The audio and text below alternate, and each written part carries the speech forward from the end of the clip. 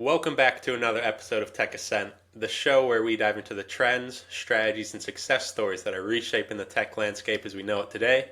I'm your host, Oliver Clingain. I'm also the founder of Ascension, the premier biz development partner within tech. Today, we're joined by another great guest, joined by Sai, the co-founder and CEO of Hyperbound. Sai, welcome to the show. Awesome. Thank you so much for having me, Oliver. Super excited to finally be here. Yeah, it's exciting to have you on. It's a pleasure to meet you. Would you mind telling the audience a little bit about yourself and what you guys do over at Hyperbound? Yeah, absolutely. My name is Sriharsha. Like Oliver mentioned, I go by Sai. That's what most people call me. I'm a conversational AI engineer by background, and most people watching this are probably like, what the hell is a conversational AI engineer? Well, essentially, my co-founder and I, we spent the last decade building these AI models and trying to get them to be as realistic and human-like as possible, right? That's a simple way to describe it. And along the way, this technology, everyone talks about ChatGPT like it just kind of appeared out of thin air. Believe it or not, Oliver, this stuff has been around for over a decade now. It just, has been in development. It's gotten better and better every year. And, one day it just kind of blew up when it became publicly available. But my co-founder and I have been playing around with it for longer than we can remember. Um, but yeah, a little bit about Hyperbound. We're basically an AI sales coach for large enterprise orgs. So imagine you've got 500, 600, or even a couple thousand reps, and you got to train them on a certain initiative. Maybe you have a new product launch, or you're hiring a bunch of new reps, or maybe a bunch of your enterprise reps are leaving and you have to, backfill them. Right, you got to do a lot of training and coaching and upskilling at scale. That's where Hyperbound comes in and helps you practice your skills via an AI role play, where we have an AI bot that will actually pretend to be a customer, and you can actually practice your sales skills with this AI. Very cool. Very cool. And Sai, dating back a decade now, what made you want to start playing around with AI? And I'll throw in air quotes for just the listeners before Yeah. it was cool. What made you want to jump on that train? Well, I'd argue it was always cool, Oliver. It's just people I didn't would know I would about agree it. with you. I would agree with you. But in the um, hypothetical sense, yeah. I mean, I grew up in the Silicon Valley, in the Bay Area, and when you grow up here, you're always surrounded by tech. Both my parents were software engineers, so you know, this was kind of something that was on the radar, from the beginning. We didn't know that it was going to blow up this much so quickly, but it was something that we dabbled around for a long time. I went to UC Berkeley, studied computer science, took a couple machine learning courses while I was there as well, and those were still very theoretical at the time. But it's crazy to see how much these models have developed even since then, and we're in a completely different era now. 100%. And with this big boost of AI, AI companies, AI talk, has that made it easier for Hyperbound to grow? Has it made it more challenging because there's so much noise? How has that impacted your growth? Obviously, you started 10 years ago. How has that transformed where you guys are today? Yeah, I mean, my co-founder and I, we've been builders for a long time, Oliver, right? Since I can remember, 13, 14 years old, I've always been trying to build stuff. The first product that I ever built was actually in high school. I was 14 years old. It was like a Chrome extension called Easy Loop at the time. And, it was this project that I built in, 24 hours. I was just learning how to program. It was just like a side project that I built. And lo and behold, that project went viral, completely viral. In a matter of 2 weeks of me launching it, 25,000 people were on the platform using it. Pretty much every student in every high school district in the Bay Area was using this product that I'd built. And it was quite eye-opening for me because I was like, wow, like this thing that I had spent 24 hours on in my bedroom at midnight coding away is now like in the public eye with all these people using it and getting value out of it. And I think that's what kind of motivated me to go into the tech sphere and be an entrepreneur. And since then, I'd been building, product after product over the years. Some did well, some didn't do so well. But this was the one that, decided maybe it was time for us to take off. Nice. And was the one you built when you were 14? Was that your first one? Did you strike gold right away? Um, well, it was the first one that I ever put out publicly. Hmm. Yeah, so it was, for I'd been building some stuff on the side, they'd just kind of be hidden on my computer, never revealed to the world. But this was probably the first public project. Yeah. Nice. And I'm sure some of the audiences are listening, are questioning, how old are you, Si? Do you mind if I ask? Hey, you can't ask that question. No, I'm 25. Yeah. Okay, gotcha. So same age as me, same age as me. No, awesome. It sounds like you've had a great career so far, especially at such a young age. Obviously, building stuff when you're 14, learning more when you're at UC Berkeley, and then obviously where you guys are at with Hyperbound. And being such a young entrepreneur, being a young CEO, what sort of challenges does that come with in your space? Yeah. Yeah, I think about this a lot, Oliver. All of this just came together so quickly. 2 years ago, my co-founder and I, we had 17, 18 different ideas coming in, and we had no idea what we wanted to do, what we wanted to work on. We just had a year of professional experience under our belt, and here we are trying to solve some of the world's biggest problems. And along the way, we found this idea, of course, it went viral, but that journey since it went viral has been, a whirlwind. And part of it is it almost feels like Atul and I haven't had a chance to really, uh, realize where we're at, right? Haven't had a really chance to reflect and sit down and figure out, hey, what are our strengths and weaknesses, and how do we develop over these next few years. But a lot of it has been just like, hey, learn as we go, right? Oh, we got to go hire an engineering team. Okay, let's go figure out how to do that. Oh, we got to figure out marketing and make our first marketing hire. Let's go figure out how to do that. So we've just been taking things in stride. And when you're young running a company like this, I think that's the best you can do, is take things in stride and learn as quickly as possible and be open to change, because it's going to keep changing and changing and changing. No doubt. And it takes a strong mindset to go through the ringer like we are. And how much, I know you guys are backed by YC Combinator, how Hmm. much pressure and external noise is there? And how do you navigate Yeah. that with your co-founder? Yeah, Y Combinator, first of all, for those of you watching, if you're looking to apply to Y Combinator, I cannot recommend it enough. I think that was a life-changing moment for us when we got into Y Combinator. That we had money in the bank, we had a brand behind us, we had one of the top accelerators in the world believing in us as people, and it wasn't even our idea. We had, like I said, we had 17 ideas when we applied to Y Combinator. So they were really just believing in us as people. And I think that's what really sets them apart from other accelerators that we were looking at the time as well. But from a pressure perspective, I think the best part about YC, Oliver, is their only goal is to make sure you stay alive, right? Hmm. They're not putting pressure like, hey, it's not like I'm getting messages from their team like, hey, why are you guys not growing 20% this year? They're not that type of VC. Their goal is what can they do to make sure you stay alive as long as possible, right? Because they believe in the people and that we will figure it out, whether it takes a year, whether it takes 2 years, whether it takes 5 years. They're investing in the people. So, yeah, that's what really sets them apart. Very cool. And when you're going in the Y Combinator, you mentioned you had 17 ideas.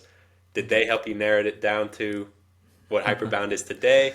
What what Yeah. what happened to the other 16 ideas? What made you want to pick this one, and why is this the route you went down? Yeah.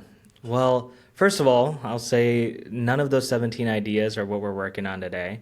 In fact, it's not even the 18th idea or the 19th idea, probably the 20th. I don't know. I've lost count at this point. But it's because, when my co founder and I started, we had a ton of ideas. These were all hypotheses, of course. And the only way to really confirm these hypotheses were to really go out there and talk to as many people as possible. So we did the only thing we could possibly think of, which was, hey, let's just go message tons of people on LinkedIn and email. So we actually cold LinkedIn message 25,000 people, Oliver, all hand personalized, right? So me and my co-founder, every day we'd wake up 7 a.m. to 7 p.m. just writing LinkedIn messages and emails. So we did 10,000 cold emails, 25,000 LinkedIn. And over the course of that, we managed to land 2,000 user interviews, right, with professionals in all sorts of industries. So industries as well as like, customer success leaders, right, sales leaders. We talked to engineering teams and product teams to just verify, hey, what are potential problems that they might be facing day to day. And at the end of the day, I think the biggest challenge that we ran into was, hey, writing these emails sucks. It's like, man, this is just horrible. Like, so we actually wrote a script to automate that process of writing these personalized emails about halfway into Y Combinator. And as soon as we did that, other founders in our batch started asking us for the script as well. And it started spreading like wildfire within the batch, and it kind of lit up the same light bulb that I had in high school, right? When that initial project, like it was the same thing. Like we put this out there, had no idea, everyone was asking for it, it just kind of blew up. And so we're like, okay, well, this seems like an interesting idea. And one of the founders in the batch was saying, hey, have you guys considered selling this to SDRs? And I'm like, what's an SDR? That tells you like how much of engineers my co-founder and I were. We didn't even know what an SDR was. Eventually we started diving deeper into that world and realized like, man, okay, this is a pretty big problem in the world of sales, and started growing that business. We went from 0 to 250K in ARR in just a couple months. And then a couple pivots later, we landed on Hyperbound. Obviously, I'm happy to go through that story, but don't want to. Yeah, maybe we can keep it at a everything. high level of being an entrepreneur. How do you decide when it's time to scale, and how do you decide when it's time to pivot? Ooh, yeah, tough question. So, I mean, those are two different questions, right? I mean, they're almost like opposite questions. When it comes to pivoting, Oliver, I think it's just, I think every founder naturally should be critical of what they're working on, right? Obviously, be optimistic. You can't build greatness if you're not optimistic, but at the same time, you got to be critical and you got to question everything, and you can't have happy ears. Like the number of people that we pitched our ideas to that said, "Oh wow, that's an amazing idea," and then as soon as you ask them to pay up, they're not willing to put money forward, right? And so a lot of, I think, being like a wise founder is really trying to figure out what's underneath the hood, right? And there's actually a really good book I recommend for founders out there. It's a book called The Mom Test. My co-founder and I are huge fans of the Mom Test, and that's exactly what it helps you do. It helps you get underneath the hood of understanding what these buyers really want, outside of the surface level things that they say. And I think those are the things that will help you decide, hey, is this real? Is this worth scaling and actually building, or is this going to be a moment where we pivot into something new and solve a different problem that sounds like it's a bigger deal, And we went through that process, like I said, 18, 19 times until we landed on Hyperbound. Nice, yeah, cool story. And I'll definitely get that book added to the shelf back there. The Mom Oh Test, you yeah, said? the Mom Test. Yeah, if you haven't read it, man, that is it's a legendary book. It's like 230 pages, something like that. So it's just quick read. Like I read it in one day. But yeah, it's definitely a life-changing one. Nice. I'll return a book recommendation that I'm reading now. I haven't finished it yet, so I'm not saying it's the best of the best, but it's called Blitz Scaling. I think Oh that'd be yeah, good yeah, for. that's by Reid Hoffman, right? Yeah, yeah. So it Yeah, just yeah, talks yeah. about all the big tech companies, how they took off, what went into them, what they did to scale. So I don't know if you read Yeah. it or not already, but I I think haven't from read it, but I've read briefs from it. I've read some quotes from it, but yeah, I mhm, haven't read the actual book. yeah, from where you're at right now, it could be a good pickup, a little bit of added motivation for you. Oh yeah, absolutely. I'm sure. And Sai, as you've been going through this journey, you mentioned you and your co-founder came into this with a big engineering background. You Hmm. obviously run a sales platform. What would you rate your sales skills today? How much have they improved from day one of starting your business? Well, the part of the story, Oliver, that we didn't really talk about today is while selling that email automation platform, my co-founder and I had to learn the hard way how to sell, right? Like we had never sold anything, B2B especially. And so the only way that, in classic technical founder fashion, we had literally built a bot on the side that we were practicing our skills with. Like we would go in there, practice a couple objections, right? Think through like potential talk tracks that might come up because we just had few at bats to have these conversations with executives and leaders, right? We worked so hard to land those meetings, we didn't want to screw them up. So we'd practice on this AI bot that we had built, and we were at a conference in New York when we were at a roundtable with a bunch of CROs. One of them turned to my co-founder and he said, so let me get this straight. You guys are engineers. You've never sold before. You grew from 0 to 250K in ARR in 3 months, and you have 10 customers already. It takes my reps 3 months to make their first sale, and you guys have 10 customers. How's that possible? He's like, how'd you learn to sell so quickly? And we're like, I mean, you just practice on this AI that we built, but it's not a big deal. Like, we just kind of practice some objections here and there. And he was like, no, that is a big deal. Like, can I see that? And so we booked a couple coffee chats with some of these CROs throughout the week, showed them that side project, and they were just mind blown, Oliver, right? They, like I said, we're builders. We've been building for so long. Nothing had ever blown someone's mind like this product did, right? And I didn't realize how much that product had helped us get better as sellers in just a matter of a couple months. And we became the first case study for our own product. And didn't even realize we had the jackpot sitting right in our fingertips. Right. And that's when we made the decision to pivot. And the whole point of the story is to really just tell you, like, our product is the reason why we became better sellers. And we didn't even realize that it was just kind of happening. And these CROs had to be the ones to enlighten us and be like, guys, wake up. You're onto something here. No, that's a really cool story. And I think that speaks volumes to what it's like just being an entrepreneur. Is very rarely do you actually know what you're doing on day one. You just got to start doing stuff, put one foot in front of the other, and then by year two, year three, you're in a whole different ballgame that you never would have expected, and things are really taking off. I don't think ask an engineer Sai when he was 14 if he was selling a sales platform when he was 25. I don't know what the answer would have been.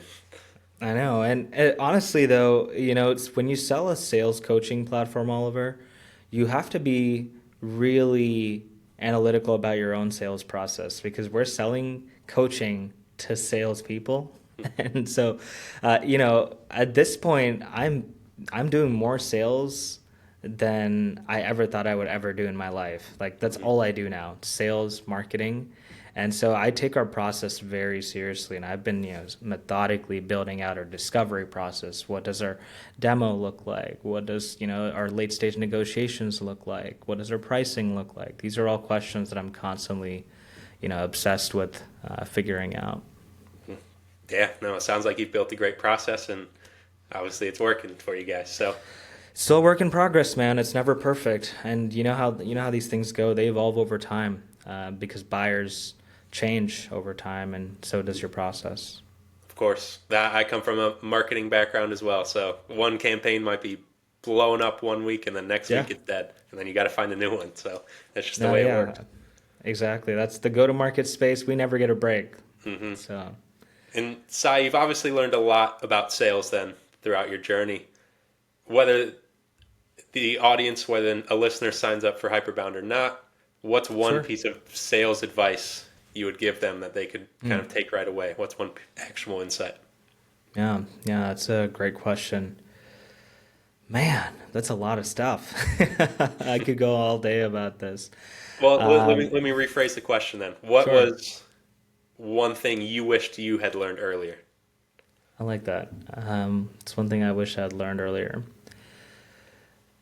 I think the biggest thing is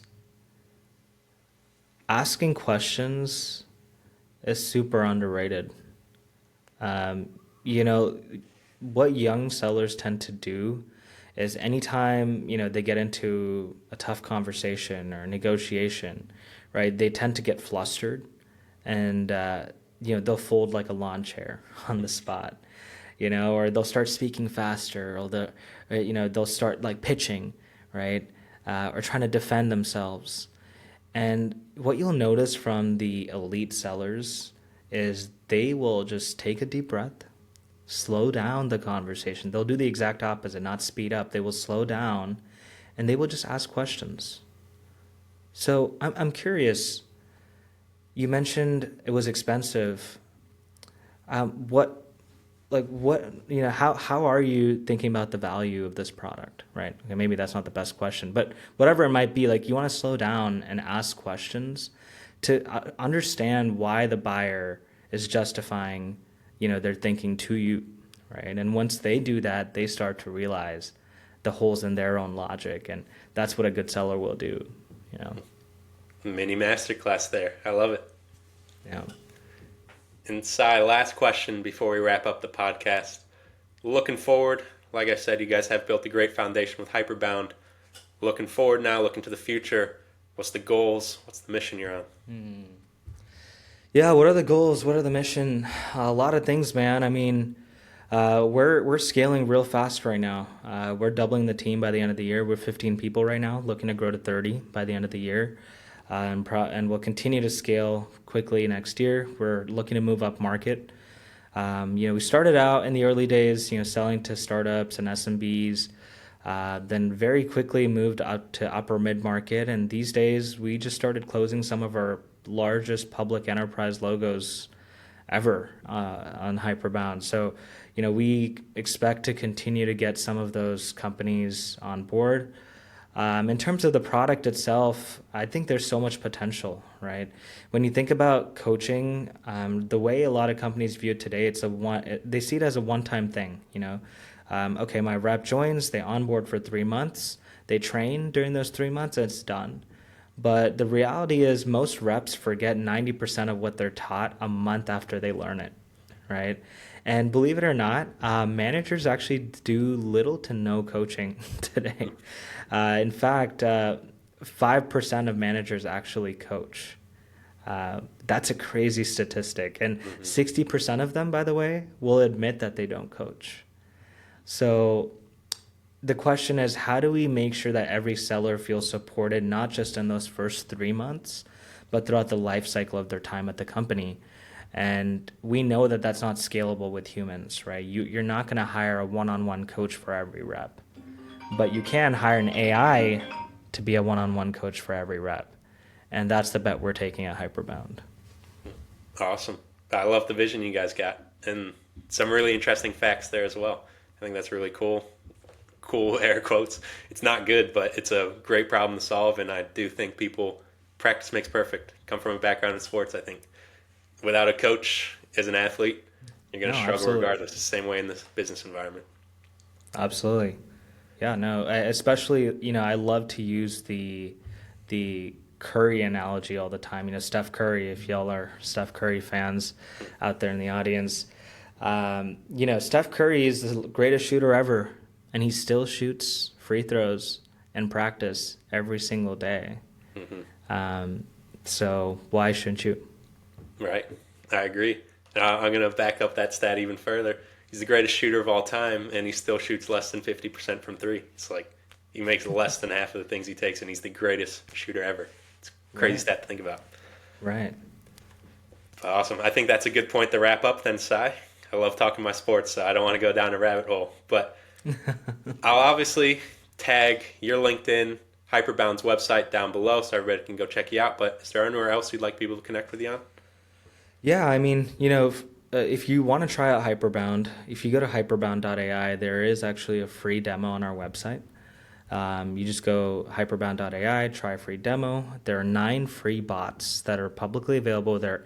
You can do an AI role play with them, anywhere from cold calls, warm calls, discovery calls, simulations, and just a little bit of a disclaimer, they are some of the rudest bots on the internet. So if you get shut down or they hang up on you, just a fair warning.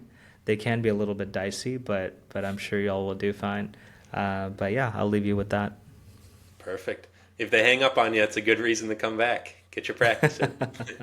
Absolutely. Awesome. But for everybody listening, thank you for tuning in. Thank you for giving us your time.